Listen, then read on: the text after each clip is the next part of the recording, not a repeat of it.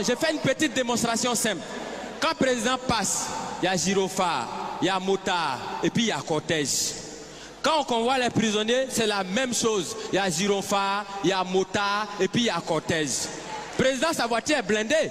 Prisonnier aussi, sa voiture est blindée. Président, quand il passe, il soulève les bras et puis il salue les gens. Prisonnier, quand il passe, regardez sur les cargos là, il y a des trous comme ça. On voit les bras, c'est qu'eux aussi, ils nous saluent. Président, il prend serment. Prisonnier aussi, il prend serment. Il dit, je suis de dire la vérité, rien que la vérité. Président, il prend serment où? Au palais présidentiel. Prisonnier, il prend serment où? Au palais de justice. Chacun a son palais. Quand le président dort, on le surveille. Quand le prisonnier dort aussi, on le surveille. Président, il a sa garde spéciale qu'on appelle garde républicaine. Prisonnier aussi, il a sa garde spéciale qu'on appelle garde pénitentiaire. Pour aller voir le président, on prend rendez-vous. Est-ce que pour aller voir les prisonniers aussi, on ne prend pas rendez-vous? Parmi les prisonniers, il y en a qui sont des voleurs. Est-ce que parmi les présidents, bon, pas ceux qui sont vers chez nous ici, hein, au loin là-bas, là.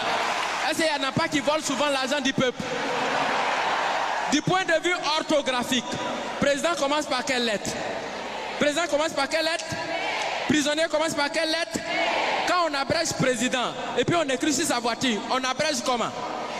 On écrit PR. Est-ce que parmi dans l'orthographe des prisonniers, il n'y a pas PR aussi dedans? Donc ça veut dire quand tu regardes très bien, tu as l'impression que président et puis prisonnier, on dirait que les deux ils sont quelque part même chose. Tu as l'impression que chacun est assis à la place de son camarade. Et qu'à tout moment, les deux peuvent s'inverser les places.